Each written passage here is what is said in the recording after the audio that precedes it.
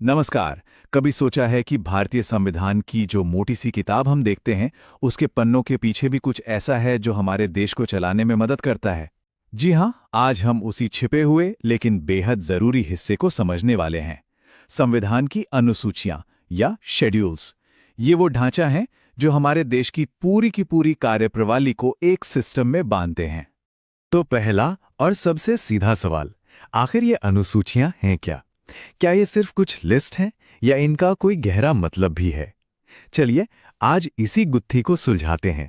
इसको ना बिल्कुल आसान भाषा में ऐसे समझिए, जैसे किसी किताब के आखिर में कुछ अपेंडिसेस दिए होते हैं, जहां सारी अतिरिक्त जानकारी, लंबी लंबी लिस्ट्स या टेबल्स होते हैं। ठीक वैसे ही संविधान बनाने वालों ने भी किया। उन्होंने सभी जरूरी लेकिन डिटेल्ड जानकारी को इन अनुसूचियों में डाल दिया, ताकि संविधान का जो मुख्य हिस्सा है, यानी हमारे आर्टिकल्स, वो एकदम साफ सुथरे और टू द पॉइंट रहें। और देखिए, एक मजेदार बात यह है कि जब 1950s में हमारा संविधान लागू हुआ था, तब इसमें सिर्फ 8 अनुसूचियां थीं। लेकिन हमारा संविधान कोई पत्थर की लकीर तो है नहीं, ये एक जीता जागता डॉक्यूमेंट है। तो जैसे जैसे समय बदला, जरूरतें बदलीं, इसमें नए संशोधन हुए और आज हमारे पास पूरी 12 अनुसूचियां हैं। तो चलिए अब सीधे मुद्दे पर आते हैं। शुरू करते हैं पहली 2 अनुसूचियों से, जो हमारे देश की बिल्कुल बुनियाद यानी उसकी भौगोलिक और प्रशासनिक ढांचे को तय करती हैं। सबसे पहले अनुसूची 1। इसे आप भारत का ऑफिशियल मैप कह सकते हैं। ये बिल्कुल साफ साफ बताती है कि भारत का मतलब क्या है। इसमें कौन कौन से राज्य हैं, कौन से केंद्र शासित प्रदेश हैं और उनकी सीमाएं कहां तक फैली हुई हैं। और ये सिर्फ एक लिस्ट नहीं है। जब भी देश में कोई नया राज्य बनता है या किसी राज्य की सीमाओं में कोई भी फेरबदल होता है, तो सबसे पहले इसी अनुसूची को बदलना पड़ता है। मतलब ये भारत के पॉलिटिकल ज्योग्राफी की नींव है। अच्छा, देश का नक्शा तो बन गया। अब आते हैं दूसरी अनुसूची पर। ये उन लोगों के बारे में है जो देश के सबसे ऊंचे संवैधानिक पदों पर बैठते हैं। इसमें उनके वेतन, भत्ते और उनको मिलने वाले विशेषाधिकारों का पूरा ब्यौरा दिया गया है। इस लिस्ट में राष्ट्रपति, governor, supreme court, high court के जजों से लेकर सीएजी तक शामिल हैं।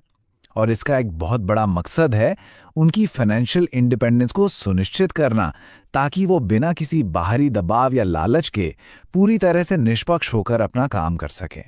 दूसरी और तीसरी अनुसूची, ये दोनों मिलकर जो ऊंचे सरकारी पद हैं, उनकी गरिमा और निष्पक्षता को पक्का करती हैं। कैसे? देखिए, दूसरी अनुसूची में प्रेसिडेंट, गवर्नर, जजों जैसे बड़े अधिकारियों की सैलरी और भत्तों की पूरी डिटेल होती हैं। अब सवाल ये है कि ये ज़रूरी क्यों है? ताकि ये लोग बिना किसी पैसे के दबाव या पॉलिटिकल असर के आज़ादी से अपना काम कर सकें। और फिर आती है तीसरी अनुसूची, जिसमें वो शपथ या ओथ्स दी गई हैं जो ये अधिकारी अपना पद संभालने से पहले लेते हैं। ये एक तरह से संविधान के प्रति वफादारी की कसम होती है। अब आते हैं चौथी अनुसूची पर। ये हमारे फेडरल स्ट्रक्चर की जान है। समझिए, ये तय करती है कि संसद के अपर हाउस यानी राज्यसभा में किस राज्य या केंद्र शासित प्रदेश को कितनी सीटें मिलेंगी। जैसे देखिए, उत्तर प्रदेश, जिसकी आबादी इतनी ज्यादा है, उसे मिलती है 31 सीटें। वहीं त्रिपुरा जैसे छोटे राज्य को सिर्फ 1। इसका असली मकसद क्या है? यही कि आबादी के हिसाब से सबको रिप्रेजेंटेशन मिले, ताकि हर राज्य की आवाज देश के लेवल पर सुनी जा सके। पांचवी और छठी अनुसूची, ये दोनों ही हमारे आदिवासी समुदायों के अधिकारों और उनकी संस्कृति को बचाने के लिए हैं, पर दोनों में एक फर्क है। पांचवी अनुसूची 4 राज्यों को छोड़कर पूरे भारत के शेड्यूल्ड एरिया और शेड्यूल्ड ट्राइब्स के एडमिनिस्ट्रेशन की बात करती है, ताकि उनकी जमीन और उनकी परंपराएं सुरक्षित रहें। वहीं छठी अनुसूची खास तौर पर सिर्फ 4 नॉर्थ ईस्ट के राज्यों के लिए है: असम, मेघालय, त्रिपुरा और मिजोरम। यहाँ के आदिवासी क्षेत्रों को ऑटोनॉमस डिस्ट्रिक्ट काउंसिल के जरिए सेल्फ गवर्नेंस यानी स्वशासन का स्पेशल अधिकार मिला हुआ है। चलिए अब बात करते हैं एक ऐसी अनुसूची की जो शायद सबसे ज्यादा जरूरी है, 7वीं अनुसूची।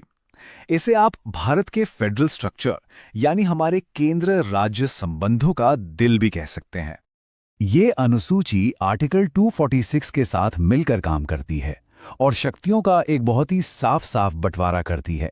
मतलब कौन किस मुद्दे पर कानून बनाएगा, केंद्र सरकार या राज्य सरकार या फिर दोनों मिलकर बनाएंगे, इससे किसी भी तरह के कंफ्यूजन या टकराव की गुंजाइश ही नहीं रहती। तो देखिए, शक्तियों का बंटवारा 3 लिस्ट में किया गया है। पहली है संघ सूची, जिसमें रक्षा विदेश मामले जैसे राष्ट्रीय महत्व के करीब 100 विषय हैं। फिर आती है राज्य सूची, जिसमें पुलिस खेती किसानी जैसे स्थानीय महत्व के 61 विषय हैं। और आखिर में है समवर्ती सूची, जिसमें शिक्षा और विवाह जैसे 52 विषय हैं, जिन पर केंद्र और राज्य दोनों ही कानून बना सकते हैं। लेकिन यहाँ एक बड़ा सवाल उठता है, अगर समवर्ती सूची के किसी विषय पर केंद्र और राज्य दोनों ही ने कानून बना दिए और दोनों में टकराव हो गया तो क्या होगा? तो देखिए, हमारा संविधान इसका भी जवाब देता है। ऐसी किसी भी स्थिति में हमेशा केंद्र का बनाया हुआ कानून ही मान्य होगा। लेकिन अनुसूचियां सिर्फ प्रशासन और शक्तियों के बंटवारे तक ही सीमित नहीं हैं। वो हमारे देश की आत्मा, उसकी पहचान और उसके कानूनी इतिहास को भी दर्शाती हैं।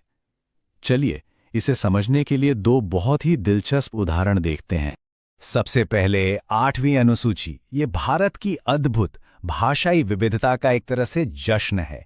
ये उन सभी भाषाओं की एक ऑफिशियल लिस्ट है जिन्हें सरकार ने मान्यता दी है और जिनके संरक्षण और विकास की जिम्मेदारी ली है। और जानते हैं, ये लिस्ट हमेशा से इतनी लंबी नहीं थी।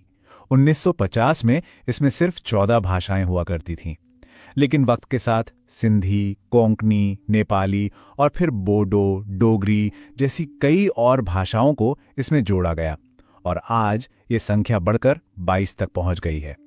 ये दिखाता है कि हमारा संविधान कितना इंक्लूसिव है। और अब आते हैं 9वीं अनुसूची पर। ये शायद संविधान का सबसे ज्यादा विवादास्पद और कानूनी तौर पर पेचीदा हिस्सा है। इसे एक समय पर एक ऐसी संवैधानिक ढाल या कॉन्स्टिट्यूशनल शील्ड माना जाता था जिसे कोई भेद नहीं सकता था। इसकी कहानी 1951 में संविधान के पहले ही संशोधन के साथ शुरू हो गई थी। इसका मकसद था जमींदारी को खत्म करने और भूमि सुधार लाने वाले कानूनों को अदालती चुनौतियों से बचाना। मतलब सोचिए थी कि सामाजिक न्याय के रास्ते में कानूनी अड़चनें नहीं आनी चाहिए। लेकिन फिर हुआ ये कि इस ढाल के पीछे सिर्फ भूमि सुधार ही नहीं बल्कि कई अलग अलग तरह के कानून भी रखे जाने लगे। जहां शुरू में इसमें सिर्फ 13 कानून थे, वो संख्या बढ़ते बढ़ते 280 के भी पार हो गई। तब एक बहुत बड़ा सवाल खड़ा हुआ कि क्या ये सुरक्षा अनलिमिटेड है? क्या सरकार कोई भी कानून बनाकर उसे इस ढाल के पीछे छुपा सकती है? और इस सवाल का जवाब मिला 2007 में सुप्रीम कोर्ट के एक ऐतिहासिक फैसले से। IR कोएल्हो मामले में कोर्ट ने एक लक्ष्मण रेखा खींच दी। कोर्ट ने कहा कि 24 अप्रैल 1973 के बाद 9वीं अनुसूची में डाला गया कोई भी कानून न्यायिक समीक्षा यानी जुडिशियल रिव्यू से ऊपर नहीं है। अगर कोई कानून संविधान के मूल ढांचे का उल्लंघन करता है तो अदालत उसे रद्द कर सकती है। इस एक फैसले ने उस असीमित ढाल वाले विचार को हमेशा के लिए खत्म कर दिया। इसके बाद है 10वीं अनुसूची, जिसे हम सब एंटी डिफेक्शन लॉ या दल बदल विरोधी कानून के नाम से जानते हैं। इसे 1985 में 52वें अमेंडमेंट के जरिए लाया गया।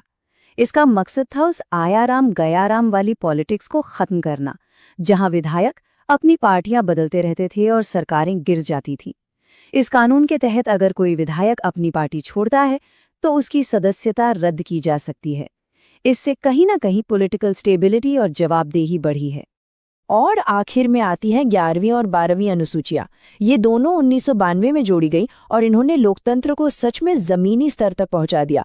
73वीं अमेंडमेंट से आई 11वीं अनुसूची, जिसने गांवों में पंचायतों को 29 विषयों पर काम करने की पावर दी, और 74वें अमेंडमेंट से आई 12वीं अनुसूची, जिसने शहरों में नगर पालिकाओं को 18 विषयों की जिम्मेदारी दी। ये सच में सत्ता के विकेंद्रीकरण यानी पावर को नीचे तक पहुंचाने की दिशा में एक बहुत बड़ा, एक क्रांतिकारी कदम था। तो हमने देखा कि कैसे ये 12 अनुसूचियां सिर्फ लिस्ट्स नहीं हैं, बल्कि ये हमारे संविधान को एक प्रैक्टिकल और एक लिविंग डॉक्यूमेंट बनाती हैं। और ये हमें एक आखिरी सवाल पर लाकर छोड़ती हैं। जैसे जैसे भारत बदल रहा है, नई नई चुनौतियां सामने आ रही हैं, जैसे डेटा प्राइवेसी है, एनवायरनमेंट प्रोटेक्शन है। तो क्या ऐसा लगता है कि संविधान में कुछ और नई अनुसूचियां जोड़ने का वक्त आ गया है? इस पर सोचिएगा ज़रूर।